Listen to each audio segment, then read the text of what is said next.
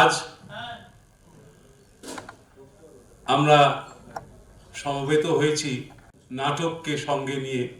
আগুনের চিঠি এর গল্প হচ্ছে স্বাধীনতা সংগ্রামীরা ফাঁসির আগে জেল থেকে যে তার দাদা বৌদি, মা, দাদা, দিদি এদের লিখেছিল, সেই চিঠিগুলোকে একসঙ্গে করে একটি নাটক রচনা হয়েছে এবং সেই নাটকটি আগুনের চিঠি নাম দিয়ে আমরা আজকে অভিনয় করছি।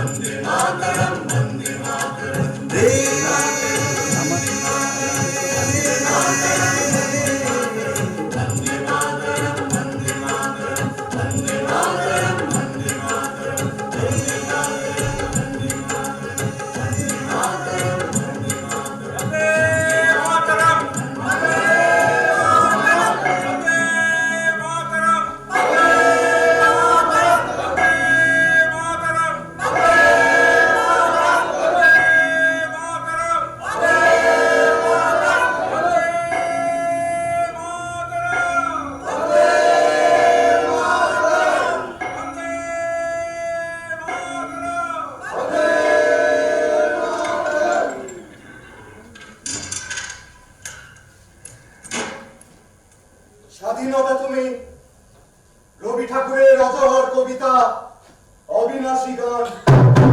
স্বাধীনতা তুমি, কাজী নজরুল ছাপড়া চুলের বাপড়ি দোলানো মহান পুরুষ, সৃষ্টি সুখের উল্লাসে কাঁপা।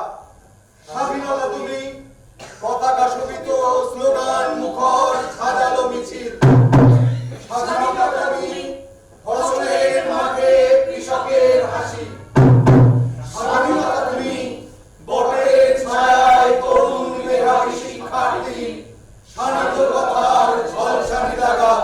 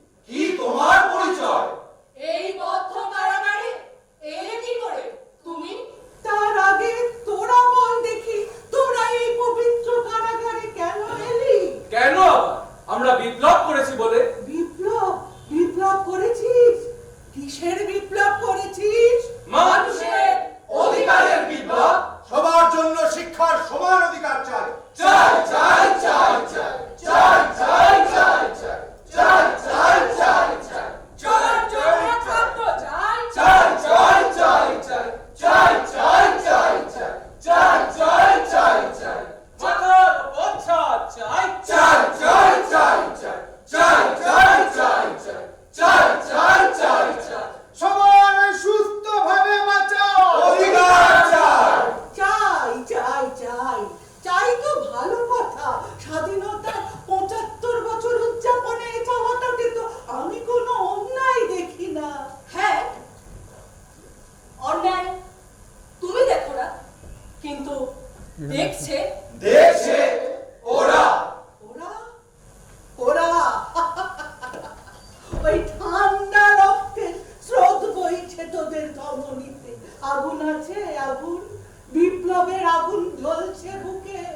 দড়ি ধরে মারো টান, রাজা হবে খামখা। ওই সিংহাসন থেকে টেনে হিচড়ে নামিয়ে আনবার মতো আগুন আছে শরীরে। পারবি পারবি সোনা গলিয়ে খাদ আলাদা করতে? পারো। পারো তার আগে তুমি বলো তো তুমি কে? হ্যাঁ তুমি কে তুমিও কি বন্দি বৃদ্ধা? বন্দি বন্দি বন্দি আমি আগুনের চিঠিওয়ালা। চিঠিওয়ালা তাও আবার আগুনে আগুনে পরশমণি ছোঁয়া প্রাণে,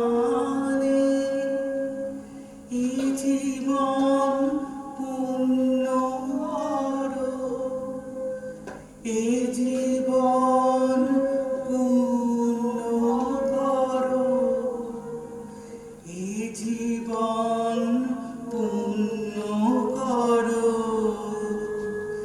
এ জীবন পূর্ণ করো।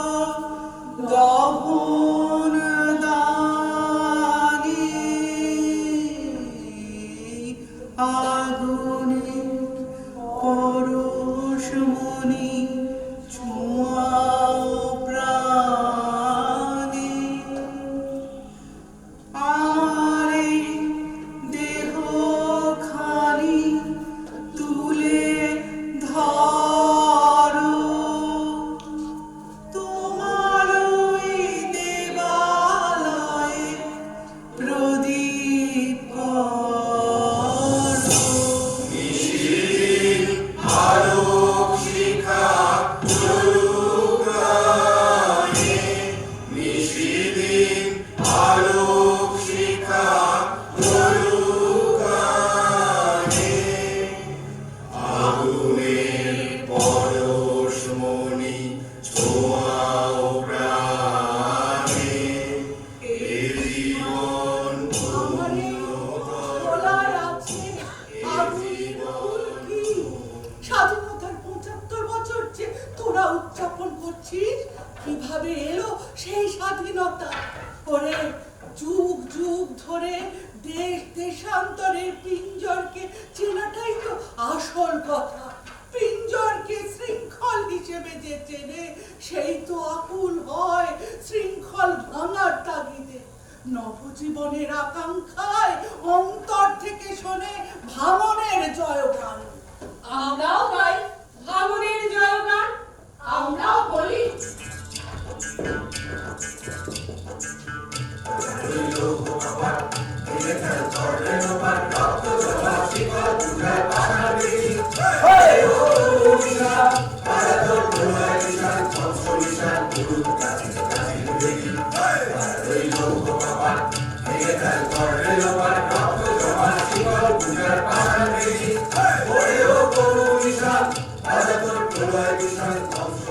দুঃখু, দুঃখু মিয়া, 23 বছরের তরুণ যুবক, 1922 সাল 10ই নভেম্বর ওই হেঁটে আসছে জেলের অলিন্দ দিয়ে। কাজী সাহেবের অপরাধ সাপ্তাহিক পত্রিকা ধূমকেতু তাতেই 12ই সেপ্টেম্বর 1922 সালে আনন্দময়ের আগমনী কবিতাটি লিখে ফেলেছিলেন। ইংরেজ সরকার তাকে দেশদ্রোহী তকমা এঁটে দিল। 8ই নভেম্বর গ্রেপ্তারি পরোয়ানা জারি হলো। কলকাতার আলিপুরে চিফ মেট্রোপলিটন ম্যাজিস্ট্রেট সুইঙ্গর সাহেবের আদালতে Subject to rigorous imprisonment for 1 year. 10th November 1923. ইংরেজ সরকার তাকে ১৩ ঘটনা এড়িয়ে দিল। ৮ই নভেম্বর গ্রেপ্তারি পরোয়ানা জারি হলো সুইঙ্গর সাহেবের আদালতে। Subject to rigorous imprisonment for 1 year. 10th November 1923. আর কতকাল থাকবি বেটি? আর কতকাল থাকবি বেটি? মাটি ঠেলার মূর্তি হারাল স্বর্গ যে হাত জয় করেছে, অত্যাচারী শক্তি ছাড়াল। দেব শিশুদের মারছে চাবুক, বীর যুবাদের দিচ্ছে ফাঁসি। ভূভারতার পরয় খানা, আসবি কখন সর্বনাশী? দেশে আজ কাঁদছে ঘানি, তেপান্তরের দীপান্তরে। রণাঙ্গনে নামবে কে আর, তুই না এলে বিপান ধরে। আলিপুর সেন্ট্রাল জেল থেকে আলিপুর সেন্ট্রাল জেল থেকে কবিকে স্থানান্তরিত করা হলো হুগলি জেলে এক সাধারণ কয়েদি রূপে। জেল সুপার আসতেন ছিলেন ভীষণ অত্যাচারী জেলার, কিন্তু দুকুর কলম থামেনি। জেলে বসেই লিখলো শিকল ভাঙার গান। এই শিকল পরা ছল মোদের, এই শিকল পরা ছল, এই শিকল পরা ছল মোদের, এই শিকল পরা ছল, এই শিকল পরেই শিকল তোদের কোমরে শিকল, এই শিকল পরেই শিকল তোদের কোমরে শিকল, এই শিকল পরা ব্রিটিশ সরকার ব্যতিব্যস্ত হয়ে ১ নয় ২ নয় ৫টা বই বাজেয়াপ্ত করলো। যুগবাণী বাজেয়াপ্ত কিসের মাসি ভাঙার গান বাজেয়াপ্ত, প্রলয় শিখা জন্মবিন্দু যেমন লেখনীতে বিদ্রোহ তেমন জীবনেও। তাই তিনি বিদ্রোহী কবি। এক টানা ৩৯ দিন অনশনে বসে জেলারে ঘুম কেড়ে নেবার নাম কাজী নজরুল ইসলাম। তবে ১৮৮৯ সালের ওই ১০ই নভেম্বর মৌবনীতে। আরে আরে আরে ওটা হবি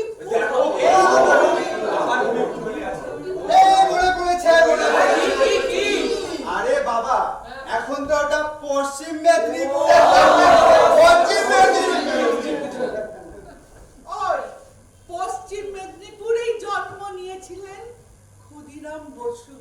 ক্ষুদিরাম তার সংগ্রামী গুণপনায় সত্যেন্দ্রনাথ বসু হেমচন্দ্র কানুঙ্গদের চোখে খুব গুরুত্বপূর্ণ হয়ে উঠলেন। এবার মহানিশার শেষে আসবে উষা অরুণ হেসে, এবার মহানিশার শেষে আসবে উষা অরুণ হেসে, করুণ বেশে দিগম্বরের ছাটায় লুটায় শিশু চাঁদের ঘর, আলোটার করবে এবার ঘর, ওরা সব জয় তুমি কর, ওরা সব জয় তুমি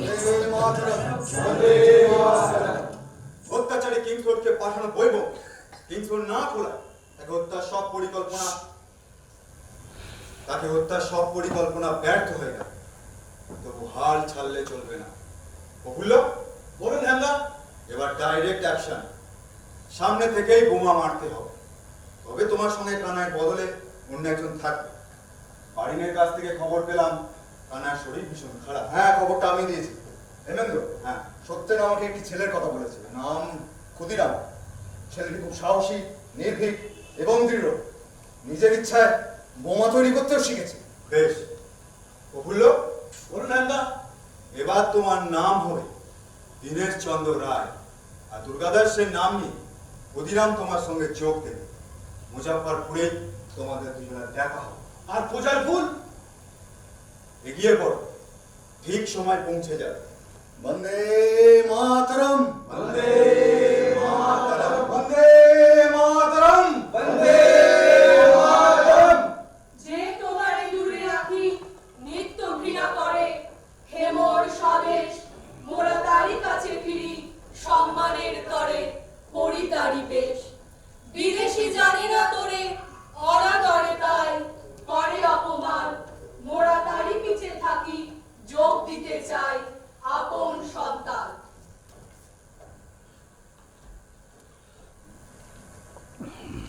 বারিন্দা বারিন্দা হ্যাঁ হ্যাঁ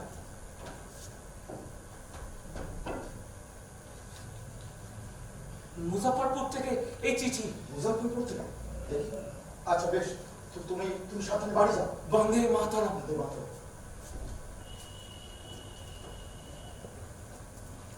প্রফুল্ল চিঠি। প্রিয় শুকুদা,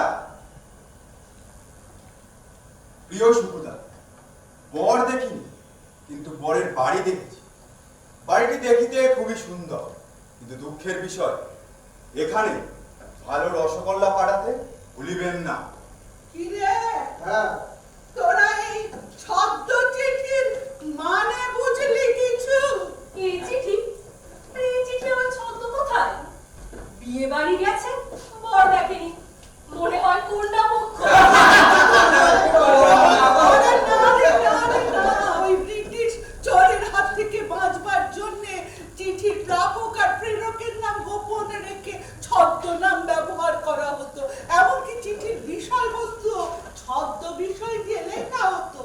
এই তখন বুঝলি ওই মুরারি পুকুরের বাড়িতে বিপ্লবী অরবিন্দ ঘোষ, বারিন ঘোষ, উল্লাসকর দত্ত, ওই অবিনাশ চন্দ্র সেন, ইন্দুভূষণ রায়, সুবীর ঘোষ, এরা তো সকলেই আনাগোনা করছে।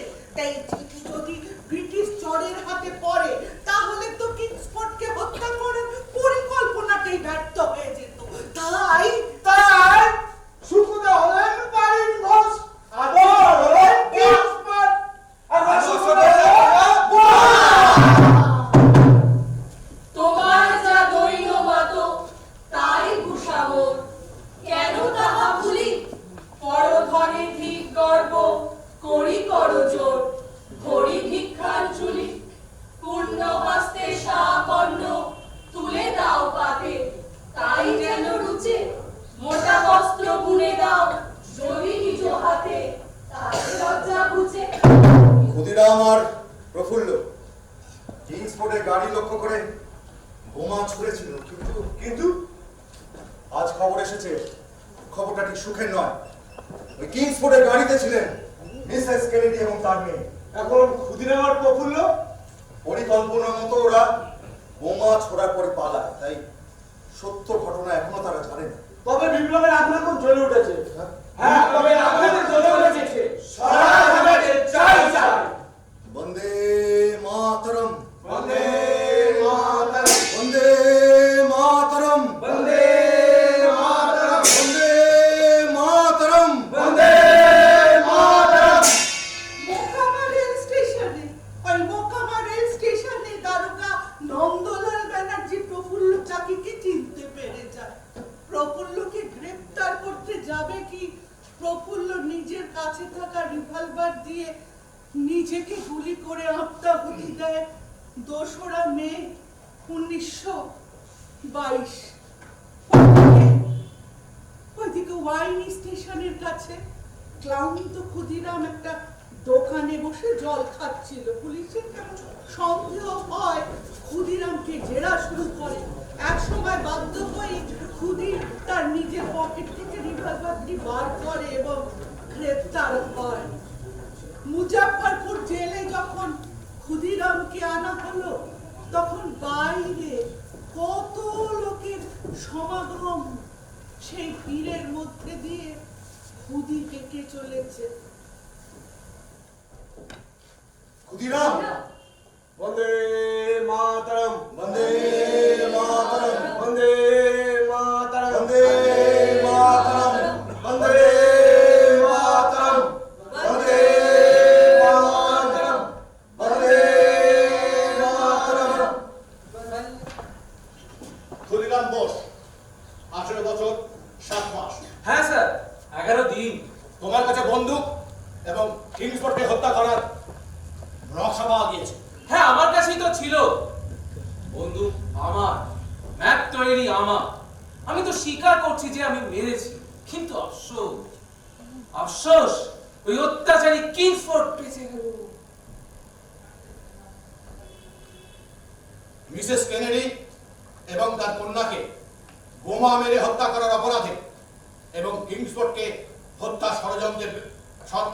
ষড়যন্ত্রে ক্ষুদিরাম বোসকে 11ই আগস্ট 1908 সকাল 6টায় ফাঁসির আদেশ দেওয়া হলো। ক্ষুদিরামের নির্ভীকতার পরিচয় পাওয়া যায় জেলে। ফাঁসির আদেশে থাকা ক্ষুদি তার উকিল কালীপদ বসুকে একখানি চিঠি লিখেছিল। মাননীয় কালীপদ বসু মহাশয়, একসময় যুগান্তর কাগজ বাহির হইল, রীতিমতো পড়িয়া বুঝিতে পারিলাম তাঁত বুনিয়া দেশ উদ্ধার হইবে।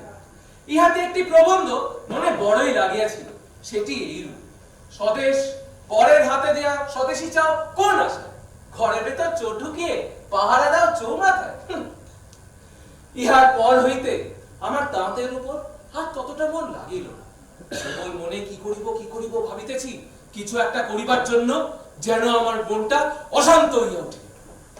এমন সময় মেদিনীপুরে এক্সিবিশন হইল, আমি তাতে ভলান্টিয়ার হইল। ইংরেজের দোষগুণ লইয়া কতকগুলি কাগজ আমার হাতে পড়িল, আমি সাবধানে বই করিতে লাগিলাম, ধরাও পড়ি। তখন মাসির সায়া শাড়ি ধার করিয়া সাজিয়া পালাই। কয়েকদিন পর জানিতে পারিলাম আমায় গ্রেপ্তার করিবে। একদিন রাতে আর পড়িতেছি, তখন 10-12 জন হাবিলদার ও 2-3 জন ইন্সপেক্টর আসিয়া ধরিয়া লইয়া গেল হাজতে। 3 দিন রহিলাম, তারপর জামিনে খালাস হয়ে গেল। জজের নিকট একদিন বিচার হইল, তারপর সরকার কেস তুলিয়া দিল। তখন আমার বয়স ছিল 15 বছর। আজ আমার স্বপ্ন পূরণ হইতে চলেছে, তাই প্রাণ ভিক্ষা আমি চাইব না। 15 বছর বয়সে ক্ষুদিরাম স্বপ্ন দেখেছিল, মায়ের মুক্তির স্বপ্ন দেখেছিল সশস্ত্র বিপ্লবের মধ্যে দিয়ে।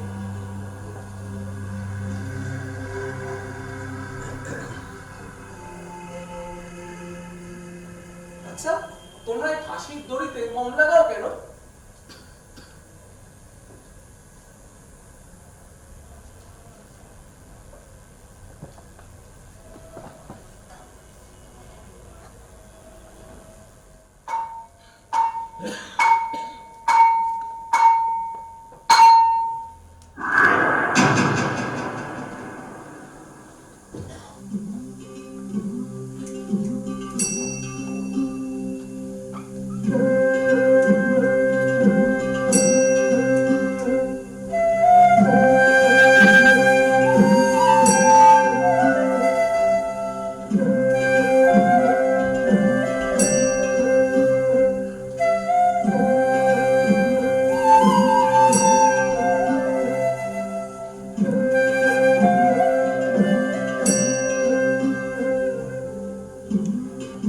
হাসি হাসি করব ফাঁসি, দেখবে ভারতবাসী। আমি হাসি হাসি করব ফাঁসি, দেখবে ভারতবাসী। একবার বিদায় দে মা, ঘুরে আসি। একবার বিদায় দে মা, ঘুরে আসি।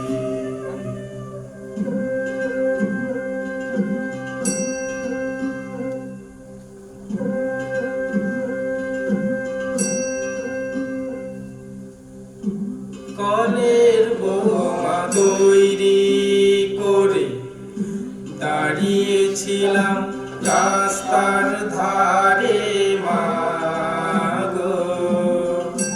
কলের বোমা তৈরি করে দাঁড়িয়েছিলাম রাস্তার ধারে মা গো। বড় লাটকে মারতে গিয়ে মারলাম আর এক ইংল্যান্ডবাসী। আমি বড় লাটকে মারতে গিয়ে মারলাম আর এক ইংল্যান্ডবাসী। একবার বিদায় দে মা, ঘুরে আসি। যে প্রতিদিন একবার বিদায় দে মা, ঘুরে আসি। সেদিনও সে এসেছিল, হাসি হাসি করব ফাঁসি,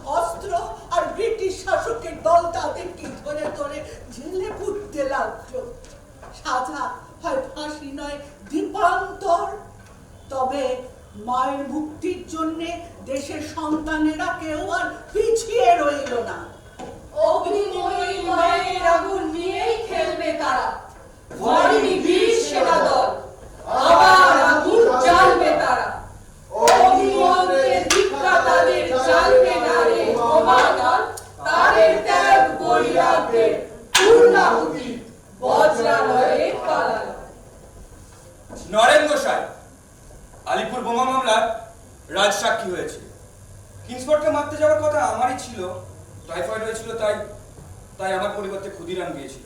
তবে এবার ওই বিশ্বাসঘাতক নরেন গোসাইকে আমি শেষ করবো সত্যেন্দা। নরেন গোসাই এখন জেল হাসপাতালে স্পেশাল প্রোটেকশনে আছে। আমি অসুস্থ হওয়ার ছল করে জেল হাসপাতালে যাব, রাজ সাক্ষী হতেছে নরেন গোসাইকে হত্যা করব।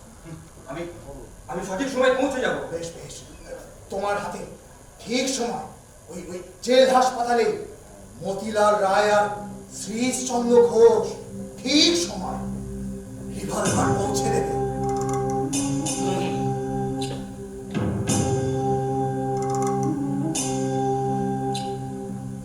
বাধা দিলে বাঁধবে লড়াই করতে হবে, বাধা দিলে বাঁধবে লড়াই করতে হবে। অচুরে কি করবি বড়াই সরতে হবে, অচুরে কি করবি বড়াই সরতে হবে। বাধা দিলে বাঁধবে লড়াই করতে হবে, বাধা দিলে বাঁধবে লড়াই করতে হবে।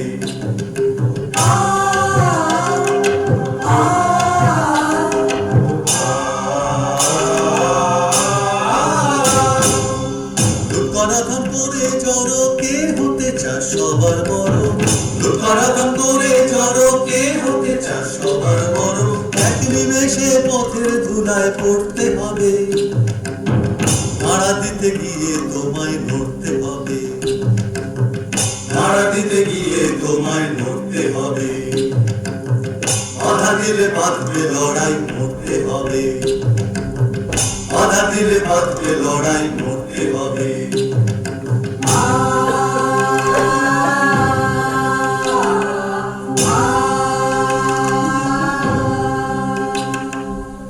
নিচে বসে আছিস কে রে কাঁদিস কেন, লজ্জা ডোরে আপনাকে রে বাঁধিস কেন। নিচে বসে আছিস কে রে কাঁদিস কেন, লজ্জা ডোরে আপনাকে রে বাঁধিস কেন। ধনী যে তুই দুঃখ ধনে সেই কথাটি রাখিস মনে, ধনী যে তুই দুঃখ ধনে সেই কথাটি রাখিস মনে। তোমার পরে স্বর্গ তোমায় গড়তে হবে, বিনা অস্ত্র বিনা সহায় করতে হবে, বিনা অস্ত্র বিনা সহায় করতে হবে। বাধা দিলে বাঁধবে লড়াই করতে হবে,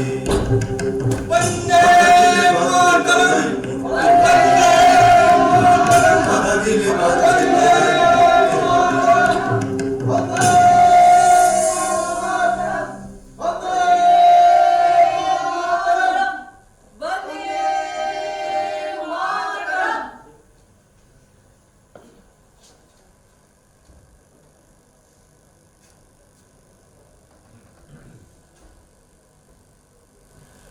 আর নির্দেশে তুমি এই হত্যাকাণ্ড করলে?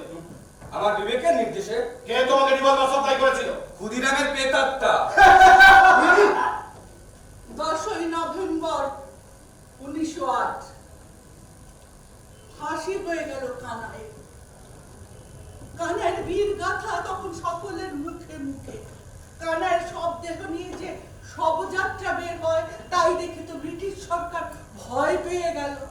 তাই বিপ্লবী সত্যেন বসুর ওই 22শে নভেম্বর যে ফাঁসি হয়েছিল আলিপুর সেন্ট্রাল জেলে, তার মৃতদেহ ওই জেলের ভেতরেই দাহ করে দেওয়া হয়। কানাই ফাঁসির আগে তার দাদার সাথে দেখা করে।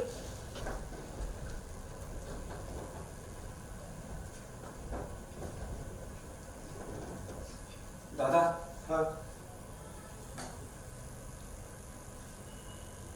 এই দেশমাতার সকল সন্তানই তোমার ভাই, সবই দিয়ে গেলাম। খালি এই চশমাটা এখন নিও না। ফাঁসির মঞ্চে উঠতে গিয়ে যদি হোঁচট খাই তাহলে ওরা ভাববে আমি ভয় পেয়ে গেছি। ফাঁসি দেওয়ার আনন্দে মেতে উঠল ব্রিটিশ সরকার। একে একে মুজাফফরপুর, আলিপুর, মেদিনীপুর, বরিশাল, ঢাকা, চট্টগ্রাম, সিলেট, ফরিদপুর, আম্বালা, বালেশ্বর, রায়বাকি, আর গন্ডা, মাদ্রাজ এবং দিল্লি। ছেড়ে দাও রেশমি চুড়ি বঙ্গ নারী, কভু হাতে আর পড়ো না। ছেড়ে দাও রেশমি চুড়ি বঙ্গ মায়াতে আর পড়ো না, জাগো গো ও জননী ও ভগিনী, মোহে তুমি আর থেকো না, কাছের মায়াতে ভুলে শঙ্খ ফেলে কলঙ্ক হাতে পড়ো না, তোমরা যে গৃহ লক্ষ্মী ধর্ম সাক্ষী জগৎ করে আছে জানা। ঘরের মেয়েরাও আর নিজেদেরকে ঘরের কাজে আটকে রাখলো না, ছেলেদের পাশে দাঁড়িয়ে বিপ্লবের মশাল জ্বালিয়ে দিল তারা। যুগান্তর দলে কমলা দাশগুপ্তের হাত ধরে কল্যাণী হয়ে উঠল এক অবিসংবাদী নেত্রী। তথাকথিত নারী সুলভ সাংসারিক কর্তব্যের ঘেরাটোপ ছাপিয়ে মেয়েরাও দেশ গড়ার কাজে সক্রিয় অংশগ্রহণ করুক, সশস্ত্র সংগ্রামে মেয়েরাও হাত বাড়া। বিনা, হ্যাঁ কল্যাণীদি, তুমি সমাবর্তন অনুষ্ঠানে গভর্নর স্ট্যানলি জ্যাকসনের কর্তার দায়িত্ব নাও। ওই শোনো বঙ্গমাতা সুধা কথা, জাগো আমার যত কন্যা,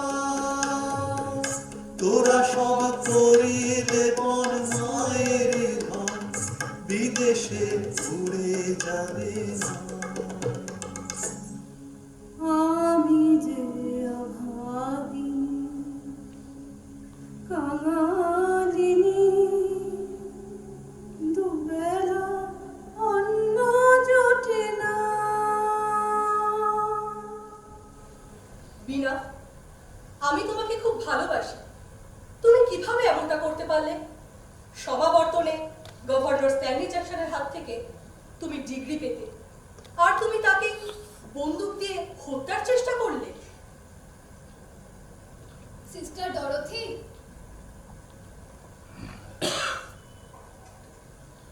সিস্টার ডরথি, আমিও আপনাকে কম ভালোবাসি না, কিন্তু আমি সবার থেকে বেশি ভালোবাসি আমার দেশকে।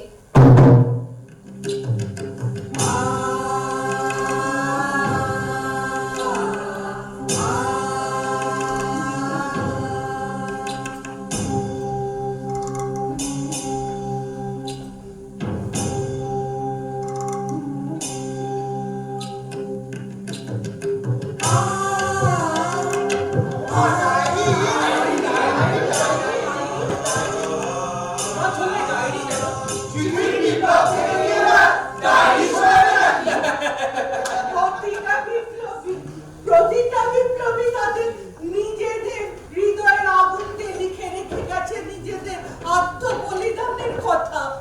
কেউ লিখে রেখে গেছে চিঠিতে, কেউ বা এই ডায়েরিতে। তেমনি প্রীতিলতা ওয়াদ্দেদারের এই ডায়েরি প্রীতির দেহের পাশে পড়ে থাকা ঝোলার মধ্যে থেকে পাওয়া যায়। 19 এপ্রিল 1930 আইএস পরীক্ষার পর ঢাকা থেকে চট্টগ্রামের বাড়িতে ফিরি। গতকাল 18 এপ্রিল চট্টগ্রামের বীর যোদ্ধাদের মহান কার্যকলাপের সংবাদ পাই। ওইসব বীরেদের জন্য আমার হৃদয় গভীর শ্রদ্ধায় আপ্লুত হল। কিন্তু ওই বীরত্বপূর্ণ সংগ্রামে অংশগ্রহণ করতে না পেরে এবং নাম শোনার পর থেকেই যে মাস্টারদাকে গভীর শ্রদ্ধা করেছি তাকে একটিবার দেখতে না পাওয়ায় আমি বেদনাহত হলাম।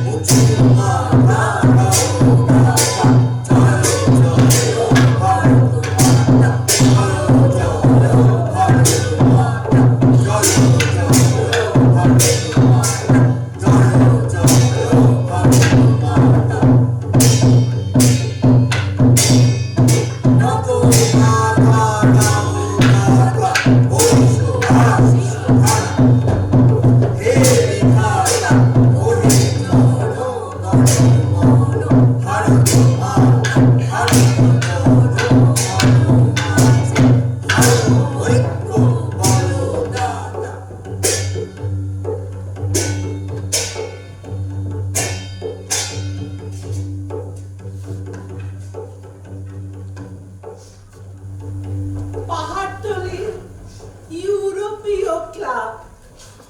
ক্লাবের সামনে লেখা dogs and Indians are not allowed. Kalpana তদন্ত করতে গিয়ে ধরা পড়েছে। এখন আমাকেই তোমাদের নেতৃত্ব দিতে হবে, থাকতে হবে তোমাদের সাথে। তোমরা সবাই প্রস্তুত? হ্যাঁ দিদি। Falling comrade.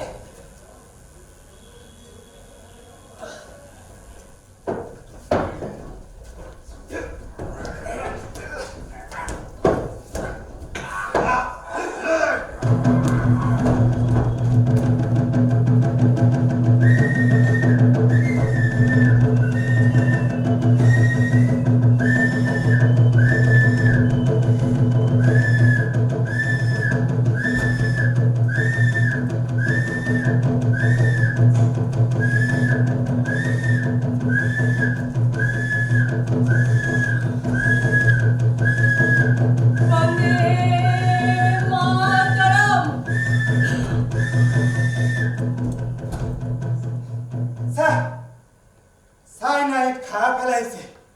জয় জয় জয় হে বিধাতা, জয় জয় জয় জয় মাতা, জয় জয় জয় হে বিধাতা, জয় জয় জয় জয় মাতা।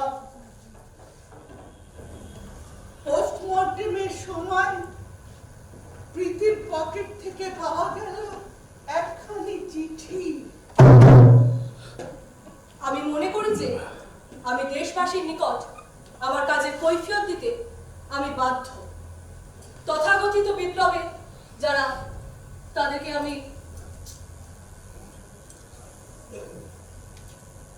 এই সংকল্প লইয়া আমি আত্মবলিদানে অগ্রসর করিলাম। 24 সেপ্টেম্বর 1932 চট্টগ্রাম। প্রতিদিন সূর্য ওঠে তোমায় দেখবে বলে, এ আমার আগুন, তুমি আবার ওঠো চলে। তোমার ওই আদিম জ্বালার কিছুই কি নেই বাকি, এ আমার আগুন, আমার পালিয়ে যাওয়া পাখি। স্ফুলিঙ্গটা নয় তোমার ঠুক জ্বলে জ্বলে, প্রতিদিন সূর্য ওঠে তোমায় দেখবে বলে। আমি তো বসে আছি, আমি তো বসে আছি আগুন জ্বলবে বলে। হে আমার আগুন, তুমি আবার ওঠো চলে। হে আমার আগুন, তুমি আবার ওঠো চলে। হে আমার আগুন, তুমি আবার ওঠো চলে। প্রতিদিন সূর্য ওঠে তোমায় দেখবে বলে, হে আমার আগুন, তুমি আবার ওঠো জ্বলে।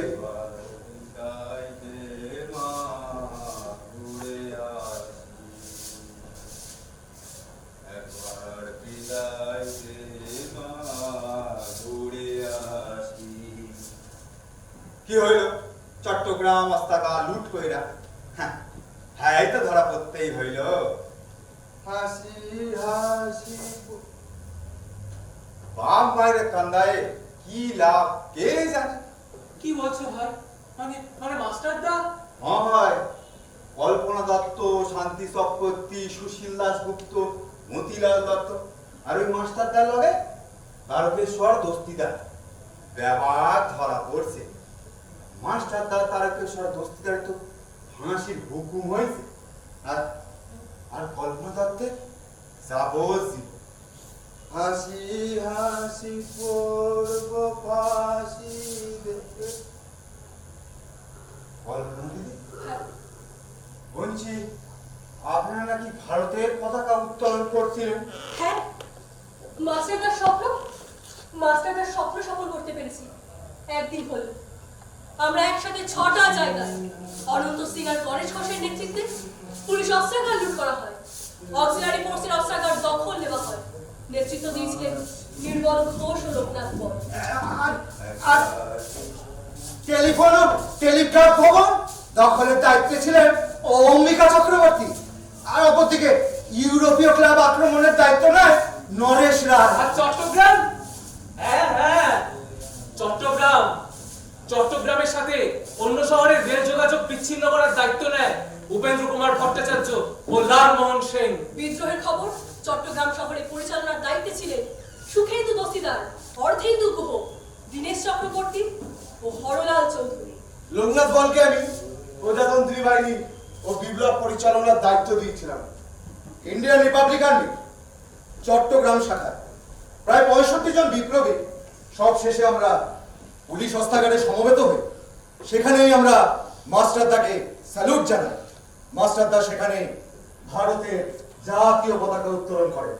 জয় ভারত মাতার জয়, জয় ভারত মাতার জয়, জয় ভারত মাতার জয়। আজ অস্থায়ীভাবে আমরা ভারতের সরকার ঘোষণা করতে চলেছি, কিন্তু ভোর হওয়ার আগেই আমাদেরকে এই স্থান পরিত্যাগ করতে হবে। তবে তবে এই প্রতীকী সরকার একদিন কায়েমি সরকারের পথ দেখাবে।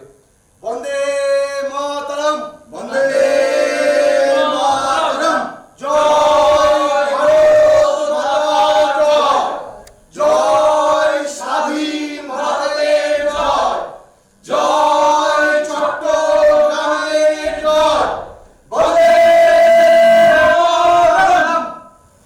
বন্দে মাতরম, বন্দে মাতরম, বন্দে মাতরম। 12ই জানুয়ারি 1934 তারকেশ্বর দস্তিদার আর সূর্য সেনের ফাঁসির হুকুম করলো ট্রাইব্যুনাল বেঞ্চ। না না না, যাতে মাস্টারদার কলম থামেনি। ওই এক বন্দি ঝাড়ুদা যে প্রতিদিন মাস্টারদার সেলে পৌঁছে দিত কাগজ আর পেন্সিল, তারপর মাস্টারদার কাছ থেকে চিঠি নিয়ে পৌঁছে দিত প্রত্যেক সেলে সেলে বিপ্লবীদের কাছে অথবা বাইরে বিপ্লবীদের কাছে। তেমনি কালী কিঙ্করকে লেখা মাস্টারদার চিঠি। আমার শেষ বাণী, আদর্শ ও একতা। স্বাধীনতার বেদিমূলে যে সকল দেশপ্রেমী তাদের জীবন উৎসর্গ করেছেন, তাদের নাম রক্তাক্ষরে অন্তরের অন্তরতম প্রদেশে লিখে রেখো। তোমরা আমার এই একঘেয়েমি জীবনকে তোমাদের মধুর সঙ্গ দিয়ে ভুলিয়ে দিয়েছো, আমাকে উৎসাহ দিয়েছো, আমাকে ক্লান্ত রেখেছো। তাই এই সুন্দর পরম মুহূর্তে আমি তোমাদের জন্য দিয়ে গেলাম স্বাধীন ভারতের স্বপ্ন, স্বাধীন ভারতের স্বপ্ন। লক্ষ্যে পৌঁছানোর আগে মৃত্যুর হিমশীতল হাত যদি আমার মতন তোমাদের স্পর্শ করে, তাহলে তোমরা তোমাদের অনুগামীদের হাতে এই ভার তুলে দেবে। আমার বন্ধুরা, এগিয়ে চলো, কখনো পিছিয়ে যেও না। পরাধীনতার অন্ধকার ক্রমশ দূরে সরে যাচ্ছে, স্বাধীনতার নবারুণ দেখা যাচ্ছে, সাফল্য আসবে।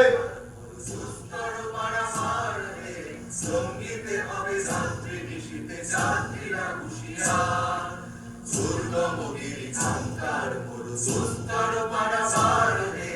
সঙ্গীতে হবে রাত্রি নিশীতে যাত্রীরা হুঁশিয়ার, শুনিতেছে তরি শুনিতেছে জল শুনিতেছে বাজি মতরে, ছিড়িয়াছে পাশে ধরিবে হাত আছে কার হিংসার। যে আছো জোয়ান হও আগুয়ান, ভাঙিছে ভবিষ্যৎ, যে তুফান ভারী নিতে হবে পারি, নিতে হবে তরি পার।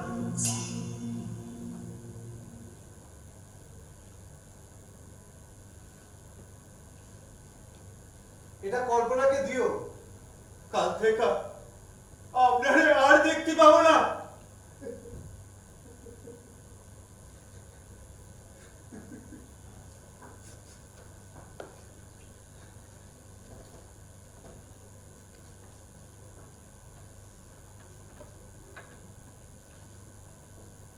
এই বিনোদ, বিনোদ বিহারী, এই চৌধুরী।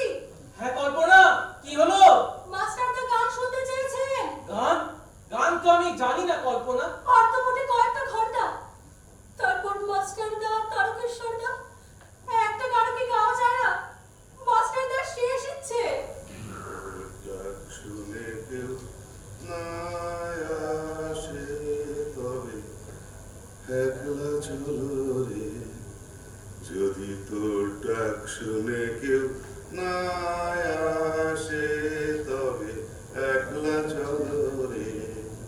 তবে একলা চলো একলা চলো একলা চলো একলা চলো রে, তবে একলা চলো একলা চলো একলা চলো একলা চলো রে। যদি তোর ডাক শুনে কেউ না আসে তবে একলা চলো রে, যদি তোর ডাক শুনে কেউ না আসে তবে একলা চলো রে।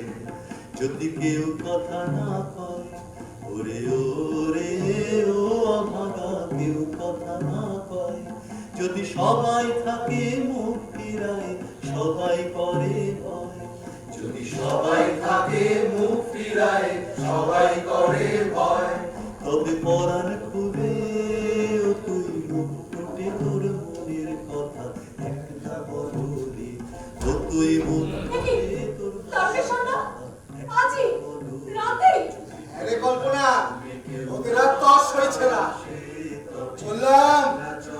বন্দে মাতরম, বন্দে মাতরম, বন্দে মাতরম, বন্দে মাতরম, বন্দে মাতরম। যদি গহন পথে যাবার কাজে কেউ ফিরে না যায়, যদি গহন পথে যাবার কাজে কেউ ফিরে না যায়, তবে পথের কাঁটায় তুই রক্ত মাখা চরণ তলে একলা দলরে, ও তুই রক্ত মাখা চরণ তলে একলা দলরে।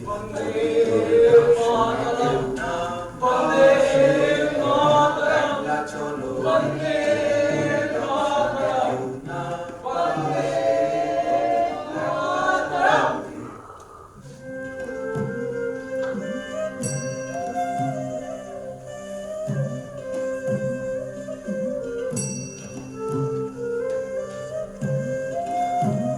একি একি মা, তোমার চোখে জল? মা, তোমার চোখে জল? মা, হ্যাঁ, মা, মাকেও তো চিঠি লিখেছিল। কে কে লিখেছিল? কে লিখেছিল মা? প্রত্যহ, আমার প্রত্যহ 18 বছরের তরুণ যুবক প্রত্যহ কুমার ভট্টাচার্য। 30 এপ্রিল 1932 সাল জেলা পরিষদের মিটিং এ ব্যস্ত জেলা ম্যাজিস্ট্রেট ডগলাস সকলের চোখে নিয়ে পৌঁছে গেল প্রদ্যোৎ এবং প্রভাংশু শেখর পাল। কেউ কিছু বোঝার আগে ঝলসে উঠল বন্দুক। প্রভাংশু পালাতে পারলেও ধরা পড়ে গেল প্রদ্যোৎ। জেলে আমার প্রত্যতের উপরে অমানসিক অত্যাচার করে ওই ইংরেজ পুলিশগুলো। তবে প্রত্যতের মুখ খোলানো যায়নি। প্রত্যতের দাদা সর্বরিভূষণকে এনে এমন অত্যাচার করলো, সে বেচারা পাগলই হয়ে গেল। নিজের চোখের সামনে আপন দাদার প্রতি এত অত্যাচার দেখে প্রত্যতের মুখ কিন্তু বন্ধ, সে অনর অটল। এইবারে ভূপেন দারোগা নিল এক অন্য পন্থা। প্রদ্যোৎ, তোমার মতন বুদ্ধিমান ছেলে কিনা এমন একটা রিভলভার নিয়ে এলে যা তোমার প্রাণ রক্ষার সময় সারাই দিল না। আইরনি অফ ফেট ভূপেন বাবু, সেদিন যদি আমার রিভলভার কথা বলতো আমি এই অবস্থায় থাকতাম না, আর গল্পটাও অন্যরকম হতো। ভূপেন বাবু, সেদিন যদি আমার রিভলভার কথা বলতো আমি এই অবস্থায় থাকতাম না, গল্পটাও অন্যরকম হতো, গল্পটাও অন্যরকম হতো, গল্পটাও অন্যরকম হতো। একটা চিঠি লিখেছিল প্রত্যহ তার মাকে, দেশ ও মাতৃকাকে। মাগো, আজ একটা আদর্শের জন্য প্রাণ বিসর্জন করছি, তাতে আনন্দ আমার মনের কানায় কানায় ভরে উঠেছে। ফাঁসির কাঠ আমার কাছে ইংরেজদের রসিকতা বলে মনে হয়। আমার এই মনের কথা তোমার মনের অন্তর্ধ্বনি। আমি চিরদিন জানি আমি বাঙালি ভারতবাসী, আর তুমি বাঙালি ভারতবর্ষ। তুমি যুগ যুগ ধরে যে অপমান, লাঞ্ছনা, নির্যাতন সহ্য করে এসেছো, তারই বিরুদ্ধে তোমার মনে যে অন্তঃসলীলা ফুলকো ধারার মতো বয়ে উঠেছে, সেই পঞ্জীভূত বিদ্রোহী আমি। বিপ্লব জিনিসটা কিছু আমাদের নয়, কিন্তু যুগ যুগ ধরে মানব জাতিকে ধ্বংসের হাত থেকে বাঁচানোর জন্য এর প্রয়োজন হয়েছে। বেশি আর বলবো কি, জীবনে জীবনে অনেক আশাই ছিল। দেশের মধ্যে আমার আদর্শকে অস্ত্রে অস্ত্রে ছড়িয়ে যাব।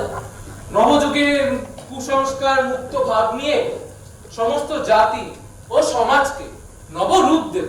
সমস্ত গ্লানি, সমস্ত আবর্জনা ধুয়ে মুছে পরিষ্কার করে দিয়ে যাব। কিন্তু আশ্চর্য মানুষের জীবন, হঠাৎ একটা ডাক এলো, আমাকে যেতেও হলো। তা বলে এই কথা মনে স্থান দিও না মা। আমার সাথে সাথে আমার সমস্ত চিন্তা আশা সবই লোপ হয়ে যায়, সবই রয়ে যায় আমার এই বাংলার ছেলে মেয়েদের মধ্যে আর আমার মায়ের অন্তরে। তোরা পঞ্চরে ছাড়বে তোরে, তা বলে ভাবনা করা চলবে না। ও তোর আশা রক্ষা পড়বে ছিঁড়ে, হয় তোরে ফল পড়বে না। আসবে পথে আধার নেমে, তাই বলে কি রইবি থেমে? ও তুই বারে বারে জ্বালবি বাতি, হয়তো বাতি জ্বলবে না। আমার প্রিয় দাদা, আর 1 সপ্তাহ পরে আমাকে ফাঁসি দেওয়া হবে। তুমি তার জন্য আফসোস করো না, কারণ আমি আমার পুরনো দেহ ছেড়ে নতুন দেহ ধারণ করতে চলেছি। দেশের বলিবেদিতে আমার আত্মবলিদানের খুব প্রয়োজন হয়ে পড়েছে। মৃত্যু কি? জীবনের একটি নাম ছাড়া তো আর কিচ্ছু নয়। আর জীবন কি? মৃত্যুর একটি দিকের নাম মাত্র। সুতরাং ভয় পাওয়ার কি আছে? এ তো প্রকৃতির নিয়ম। যদি আমাদের একথা সত্য হয় যে ইতিহাসের পুনরাবৃত্তি ঘটে, তবে আমাদের সকলের আত্মবলিদান কখনো ব্যর্থ হবে না। তোমার এখানে আসার দরকার নেই, কেননা কিছুদিন আগে তুমি দেখা করে গেছো। আমি যখন লখনৌতে ছিলাম, বোনের সাথে 2 বার দেখা হয়েছে।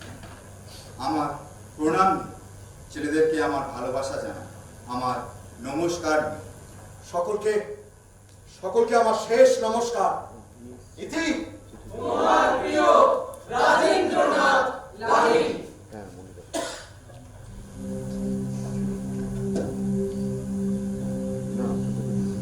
কি হলো?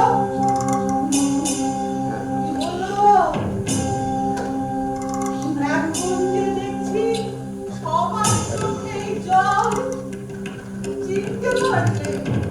চিনতে পারলে আমার রাজেন্দ্রনাথ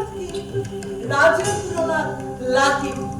1925 সালে দক্ষিণেশ্বর বোমার মামলায় তার জেল হয়। তারপর 1927 সালে কাকরি মামলায় তাকে ফাঁসির হুকুম শোনানো হয়। জেলে আমার রাজেন্দ্রনাথকে কেউ চুপ করিয়ে রাখতে পারেনি।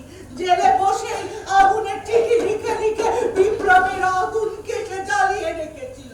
তাই ওই ফাঁসির মঞ্চে যখন তাকে তোলা হলো, সেখানেও জেলার সাহেব, আমি পুনর্জন্ম বিশ্বাস করি। পরের জন্মে সুস্থ শরীর নিয়ে না জন্মালে আমার অসমাপ্ত কাজ শেষ করব কি করে? আমি পুনর্জন্মে বিশ্বাস করি। পরের জন্মে সুস্থ শরীর নিয়ে না জন্মালে আমার অসমাপ্ত কাজ শেষ করব কি করে? হে দেশ, চেয়ে দেখো, এই বদ্ধভূমিতে সকলেই প্রাণ উৎসর্গ করতে প্রস্তুত।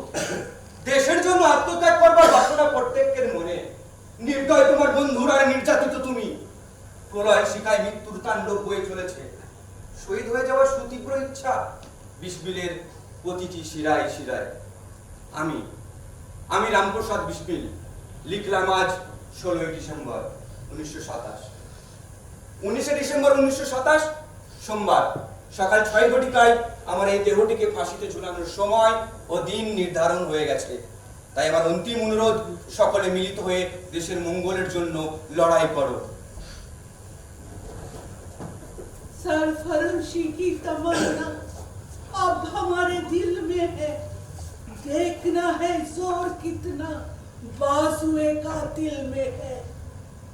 কাকরি মামলায় রাজেন্দ্রনাথের সঙ্গে ফাঁসি হয়ে গেল রামপ্রসাদ বিসমিল, আসফাকুল্লাহ খান, রওশন সিংহের।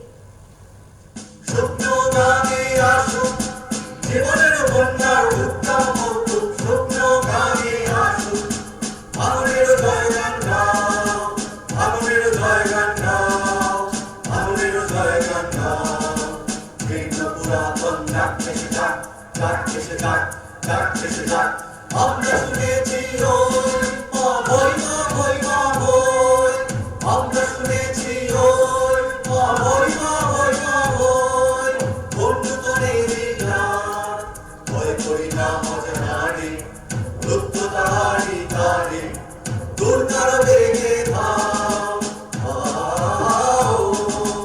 মান ভেঙে দাও মান ভেঙে দাও মান ভেঙে দাও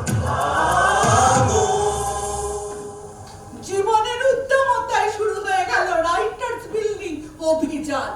বিনয় বাদল দীনেশ তিন বঙ্গ সন্তান ব্রিটিশের হৃদযন্ত্রে আনলো আঘাত।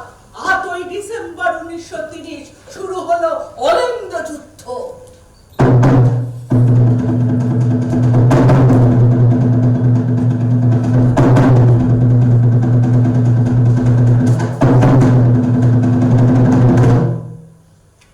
Pray to Lord Colonel, your last hour is coming.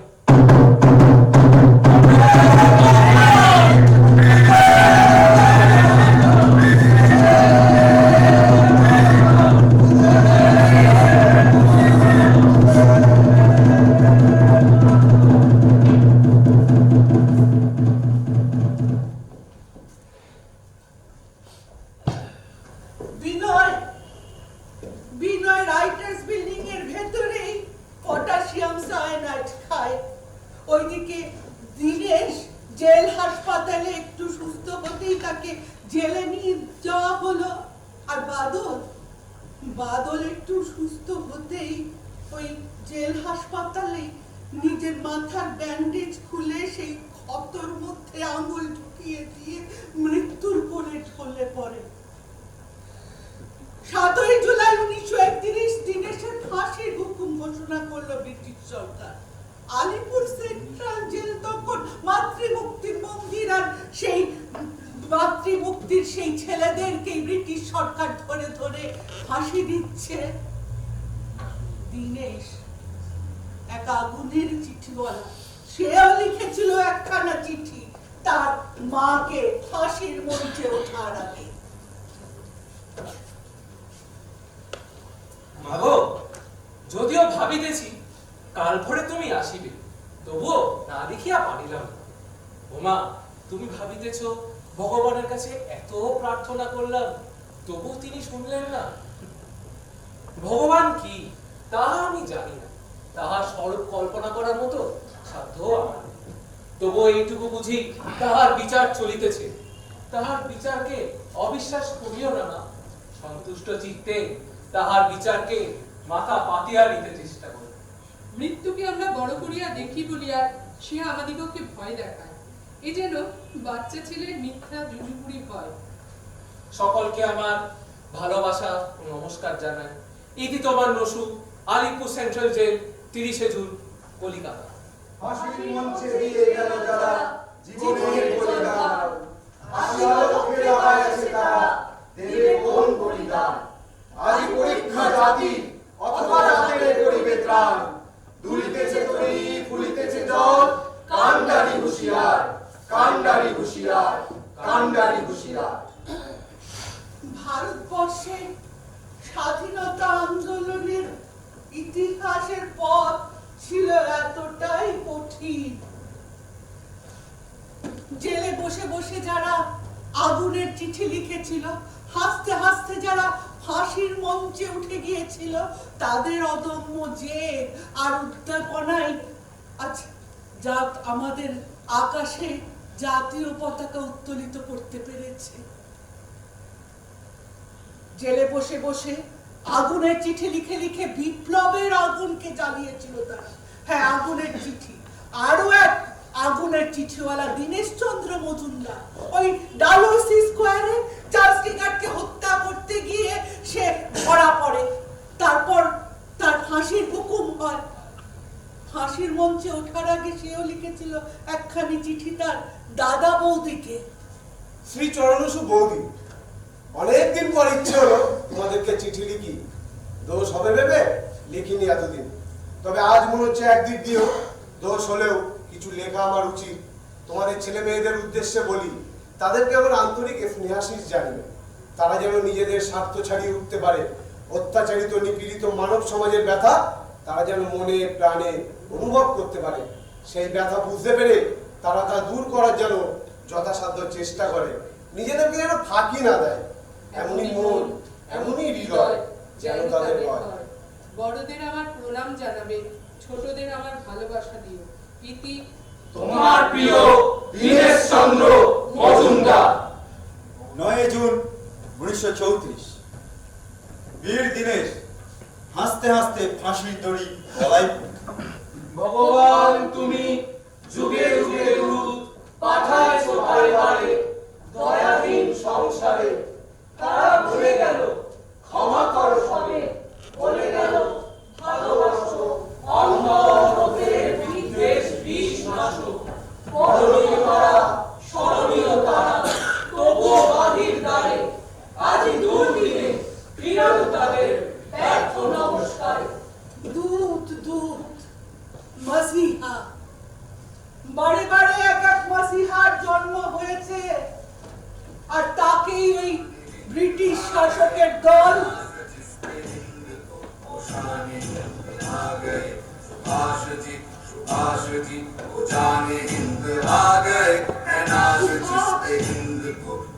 আমার সুভাষ। শ্রদ্ধেয় দাদা, লম্বা চিঠি লেখার সাহস পাচ্ছি না এই জেলে। ততটা ক্ষমতার জন্য এখনো অপেক্ষা করতে হবে। সরকারি প্রস্তাবের ব্যাপারে বড় দাদার সাথে অনেকক্ষণ মন খুলে কথাবার্তা হয়ে গিয়েছে।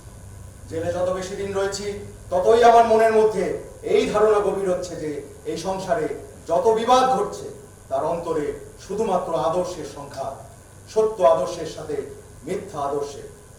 আমরা স্বাধীনতা ও সত্যের দাবি জানিয়েছি, যেমন রাত্রির শেষে দিনের আশা সুনিশ্চিত, ঠিক তেমনি আমাদের সিদ্ধান্তে বিজয় সুনিশ্চিত। আমাদের শরীর নষ্ট হতে পারে কি? যদি আমাদের আস্থা দৃঢ় ও ইচ্ছে অজেয় হয়, তাহলে আমাদের জয় হবে। আমি এই ভেবে নিজেকে সান্ত্বনা দিই যে একই মাতৃভূমির প্রতি বিশ্বস্ত, একই সম্পদের উত্তরাধিকারীদের নিজেদের আনন্দ ও শোক নিজেদের মধ্যে ভাগ করে নিতে হবে। আশা করি তোমরা সকলে ভালো আছো। ইতি তোমার দেশ সুভাষ 1927। जाने हिंद आ गए है नाज जिस पे हिंद को वो शाने हिंद आ गए। সুভাষ চন্দ্র বোস এক মহির সুভাষ চন্দ্র বোস এক রোমাঞ্চকর রহস্যের নাম। নেতাজির দেশপ্রেম যে কোনো প্রশ্নের অতীত। ভারতবর্ষের স্বাধীনতা আন্দোলনের জন্য তিনি দেশে দেশে ঘুরে বেরিয়েছেন। ভারতবর্ষের স্বাধীনতা আন্দোলনের কথা ইউরোপের ঘরে ঘরে পৌঁছে গিয়েছিল ওই নেতাজির হাত ধরেই। আইএনএ ফোর্স তৈরি করে তিনি ব্রিটিশ শাসকের চোখের ঘুম কেড়ে নিয়েছিলেন। এমন সংগ্রাম, এমন দেশপ্রেম, এমন উদ্দীপনা আজ কোথায় কোথায়? তোরা করবি বিপ্লব, বিপ্লব করবি তোরা, তোরা করবি বিপ্লব। ভাই ভাই রক্ত ঝরাচ্ছিস তোরা, বিপ্লব করবি তোরা। হিংস্র হয়ে পড়েছিস তোরা, বিপ্লব করবি।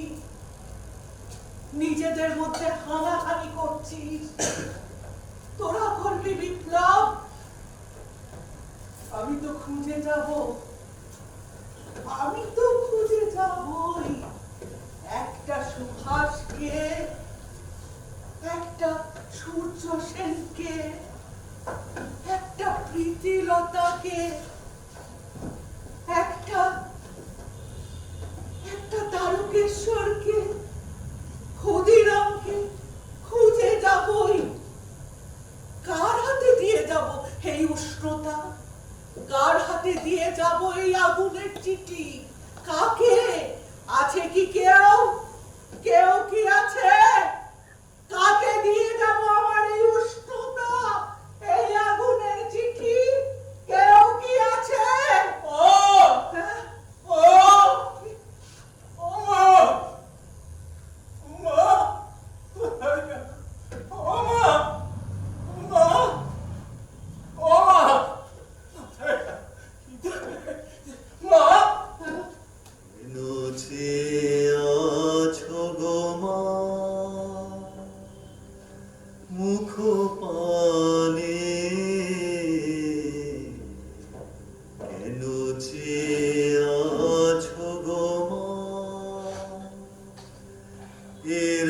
চাহে না তোমারে চাহে না যে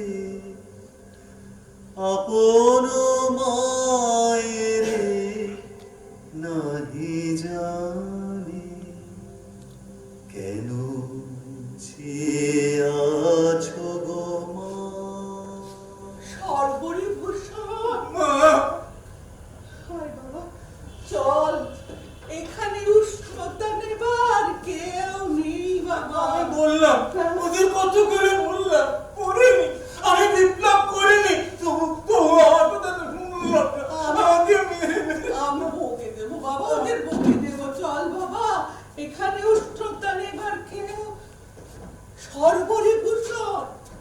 সর্বরি ভূষণ আমার প্রত্যুতের দাদা বর্ধমান অ্যাসাইলামে 1982 সালে মারা যায় মৃত্যুর দিন পর্যন্ত তার মুখে ছিল একটাই কথা দেশ স্বাধীন কবে হবে কবে হবে না কবে হবে দেশ স্বাধীন হবে বাবা চল চল সর্বরি ভূষণ চল বাবা চল পরাধীনা জননী আমার পরাধীনা জননী আমার লাঞ্ছিত সন্তান গণে বিরহে কঙ্কাল সার জননী আমার পরাধীনা জননী